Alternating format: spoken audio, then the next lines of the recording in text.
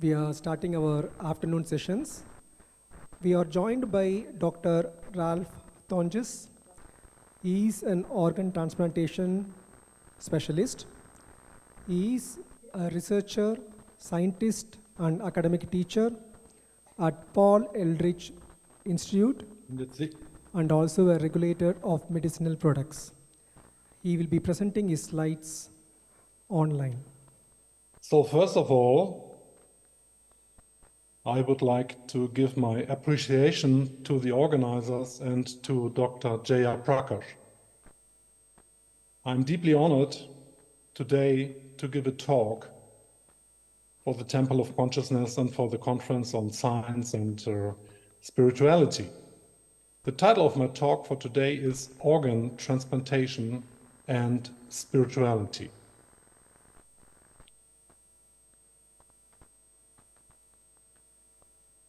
I will start with a disclaimer, and that simply expresses that the views in this are my views, and these are not necessarily the views of Paul Ehrlich Institute and the Federal Ministry of Health that Paul Ehrlich Institute belongs to. Thank you.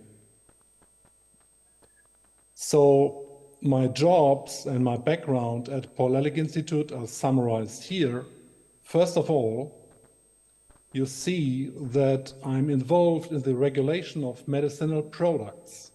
And these are particularly human tissue preparations and xenogenic cell therapeutics. Second, I'm a professor of biochemistry at Goethe University, Frankfurt, Germany, where I perform academic teaching. Thirdly, I'm running a laboratory to perform experimental research on safety and infectious risk in xenotransplantation. And this as a member of a research consortium funded by the German Research Foundation now for 19 years, which will finish next year in 2024. So coming to the start again, regulation of medicinal products. Let me just briefly summarize, some worry in the presentation. So the medicinal products that are regulated at Paul Ehrlich Institute in Germany are summarized here.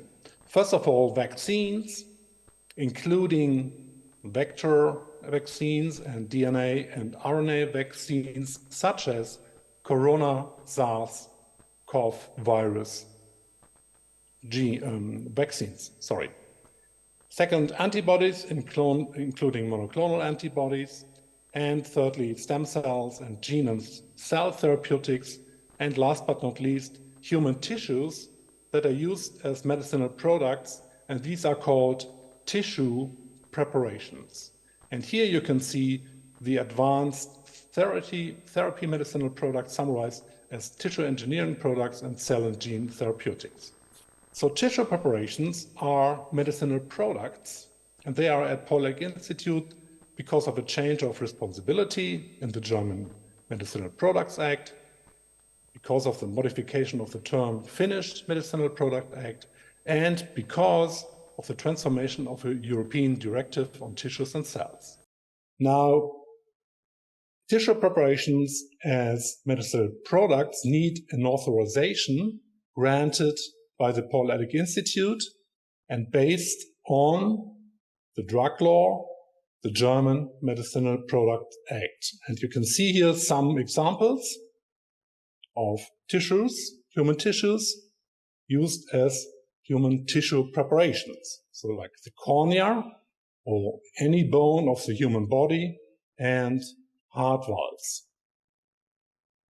Now this scheme just summarizes the authorization that may be obligatory for classical tissue preparations, so the eyes, including the cornea and or the sclera, skin, cardiovascular, such as heart valves, musculoskeletal, such as the femur head that I showed to you, bone marrow, and others, such as amnion, placenta, and fetal tissues.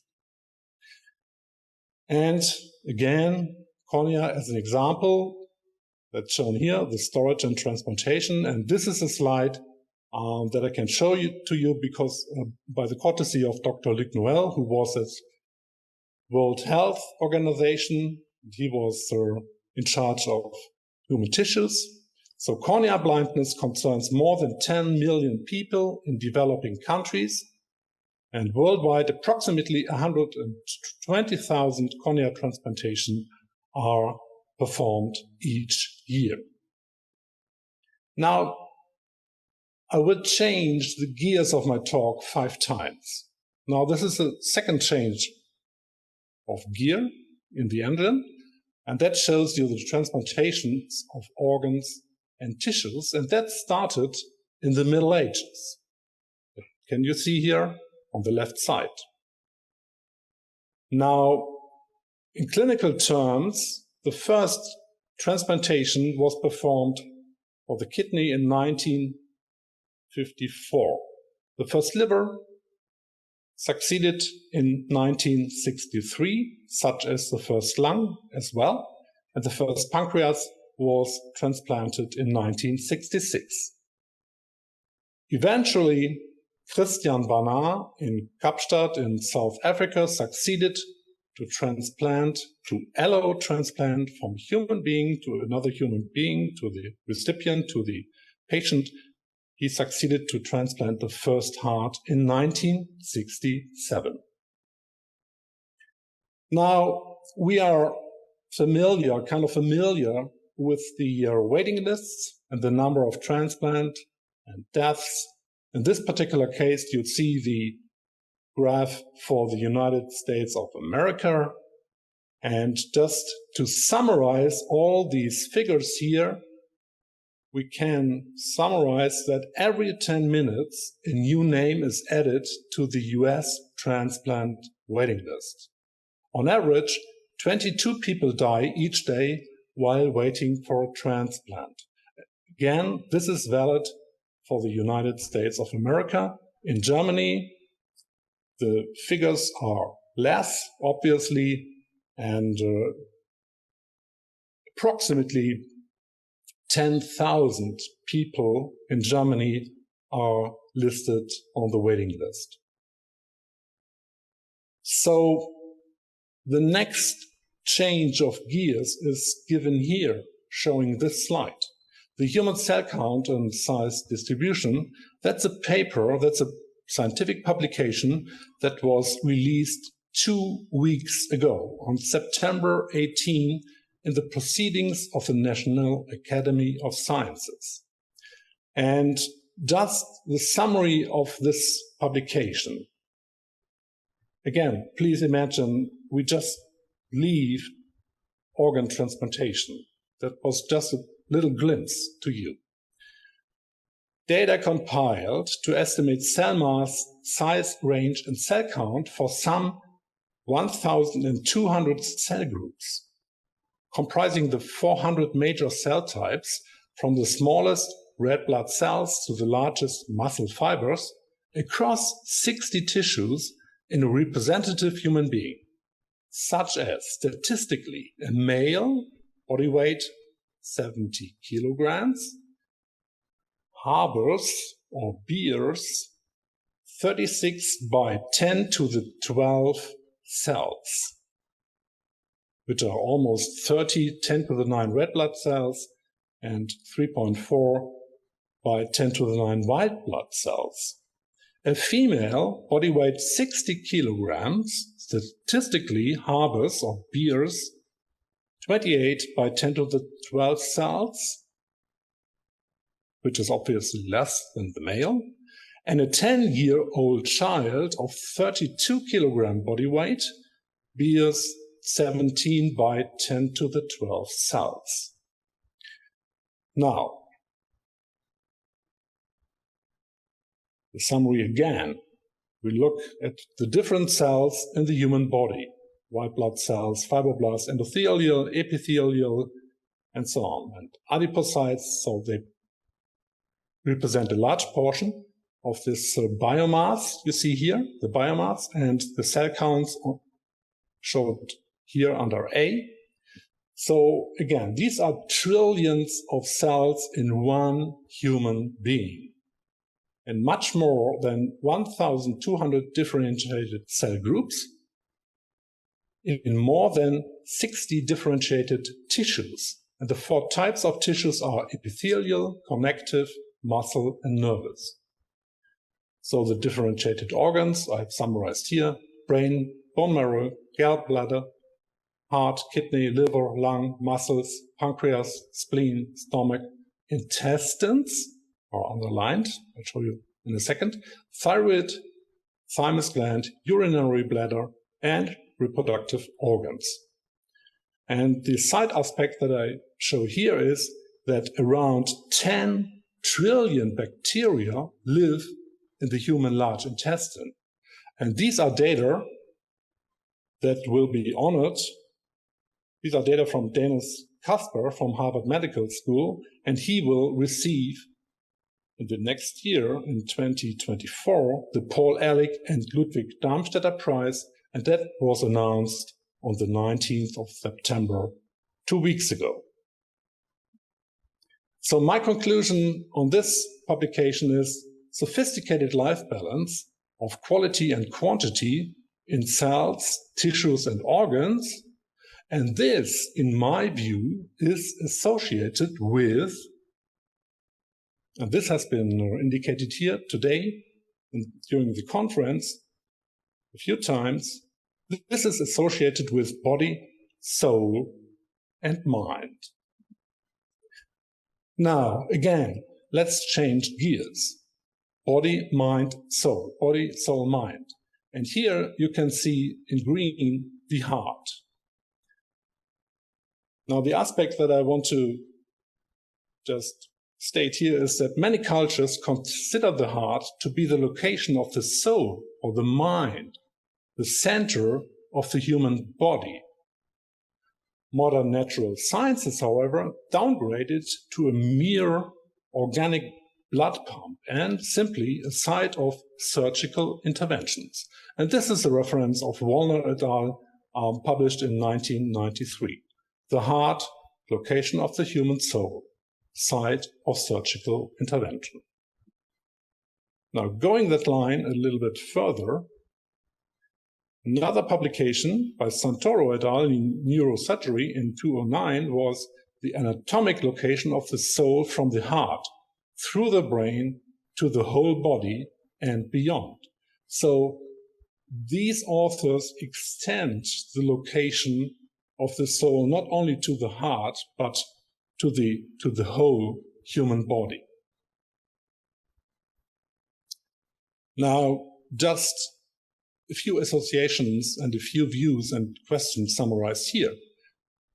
During a cardiac transplant, is the spiritual spark from one body transferred to another? The soul resides in the heart, but is not bound to the heart. So that's another aspect. It's another view, okay? And third, last but not least, if the body dies and its heart is transplanted into another body, the soul is also transplanted, but not necessarily within the same heart. Okay, these are just bits and pieces I give to you. Now, let's change gears again. Xenotransplantation. So the transplantations of cells, tissues, and organs from an animal species to another animal species, or from an animal to the human recipient. And this is a cover of Nature, published in 1998. And you see xenotransplant hopes and fears. So that's when the wave more or less really started to talk about and to discuss xenotransplantation.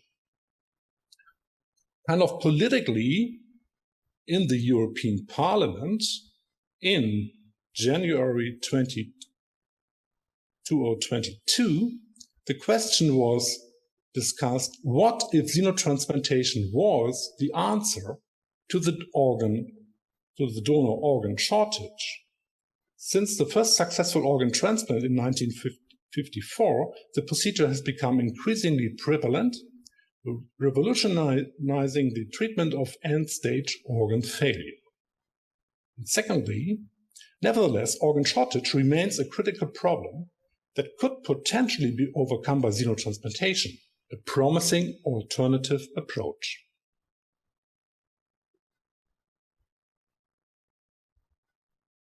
Scientists obviously also discussed it. So the question is, xenotransplantation, how close are we? And that was published in Nature Biotechnology in April this year in 2023. And the head of the discussions and the chairman was Richard Pearson, Massachusetts General Hospital in the USA. A group of experts reflects on what was learned from the first human transplants of genetically engineered pig organs and what the future of xenotransplantation may hold.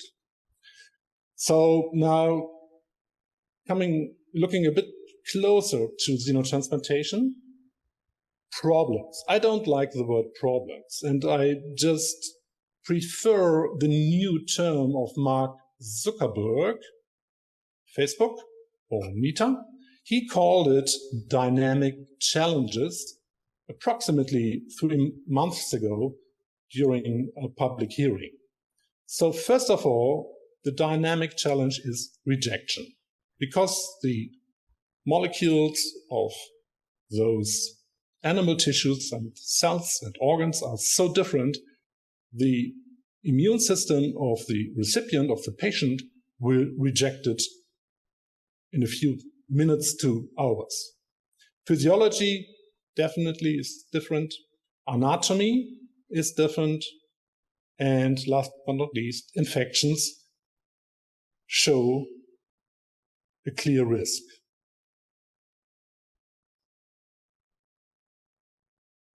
Coming back to the duties and responsibilities of my group at Paul Ehrlich Institute, the third aspect was experimental research. And this is just indicated here in the next slide.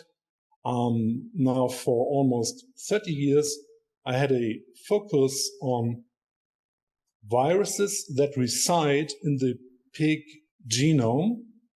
And you can see that the heart, which consists of cells, harbors the DNA. We discussed that today from different views and different time points in the discussion. And within the DNA, endogenous retroviruses are located, are integrated, and they are called porcine endogenous retroviruses. And my group, I had a focus on just the isolation of the functional perf. There are 3 groups, perf A, perf B, perf C, and also recombined perf A and C. And these 3 types of perf have the capacity to infect human cells in vitro. In vitro. There has been no proof and no experiments and no data which show that this happens in vivo. So the electron microscope picture on the right-hand side, you can see here, just caught in the act. A perf B, in fact, is this, I know that. A perf B infects a human cell in culture in the laboratory. And that has been published by our group in 2000. Now we are part of the research consortia funded by the German Research Foundation, the DFG. This is a particular consortia, and the funding happened in 2004 until 2012 and continued in 2012 to 2024. And Paul Ehrlich Institute is part of the triangle, as you can see here. Now, our animal of interest, or one of our animal of interest, is this miniature swine. And this is a Yucatan pig. So originally, It was brought from Mexico to Boston, Massachusetts, United States. And this is a particular haplotype miniature pig. It's called SLA-DD. And we looked into the genome, and this pig, this particular pig, only one pig, an individual pig, was living in, means that this perf has the capacity and exclusively has the capacity to infect cells, not human cells. Change gears before we change gears for the last time, for today, for my talk. First pig to human heart xenotransplantation happened on the 7th of January 2022 in Baltimore in the United States. And the surgeons and the scientists used as a donor pig a pig that had 10 genetic modifications or 10 genetic engineered locations in the pig genome. I don't go into the details here. The recipient was David Bennett.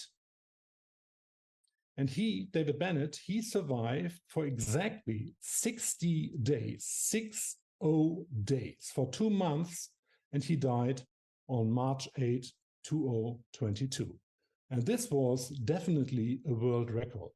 No expert could imagine that a patient, a recipient of a genetically modified pig organ would survive that long.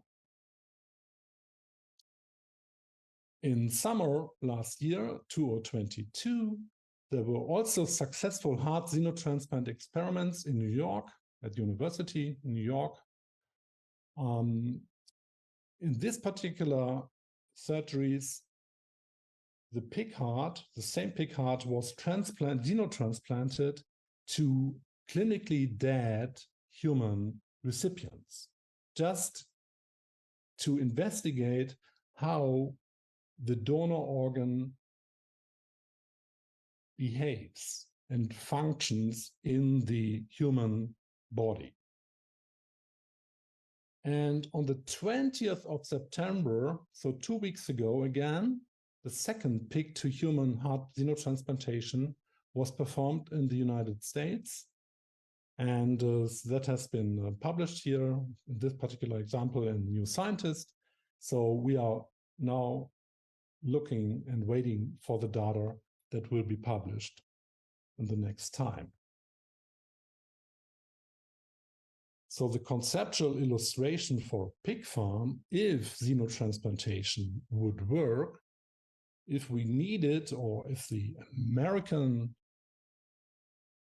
US American state would need 1,000 organs a year, that's a kind of a science fiction, to breed 1,000 pigs to yield 10,000 pig hearts and 2,000 pig kidneys.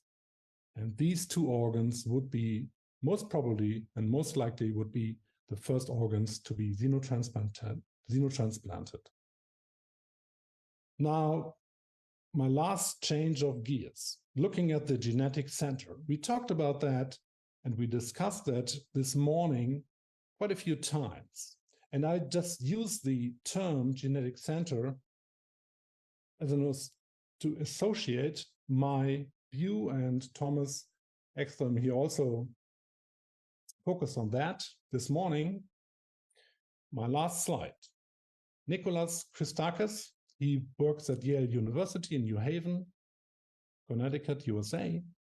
In regard of human health, Christakis does express his views in scientific terms, and that is, he asserts that human culture does modify genes over decades. And he particularly outlines in his long-standing research, published in many papers, that 40% of human health is related to the behavior, such as nutrition, food and drinks, and smoking. 30% of the health of human being is related to the genome. 15% is related to the social circumstances. 10% of the human health is related to the quality of medical care, implying that less people are sick because of missing medical provisions. And last but not least, 5% is related to the direct environment.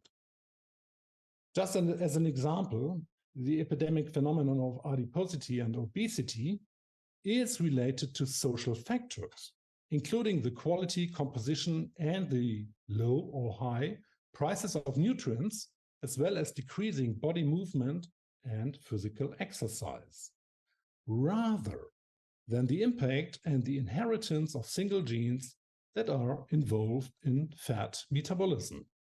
So let me stop at this point, and I thank you very much for your attention. Thank you. Thank you, Dr. Ralf. It was a very good speech, and we have changed the gears so many times. I don't know which gear we are traveling now. Could be 10 or even 20. We are discussing about the center of the soul, whether it's mind or the heart. But one thing is quite clear, the Zoom platform likes your face than your slides. Thank you for your friends who helped in the slides.